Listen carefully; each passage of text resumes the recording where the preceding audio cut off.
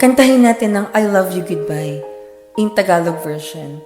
At ngayon ko lang pala ito sinulat, kaya sabay-sabay tayong magsakitan.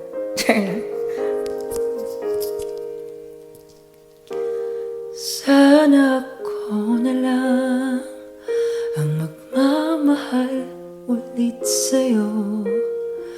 Pagmamahal na kailangan mo, sana nasabi ko na dito ka lang sa piling ko.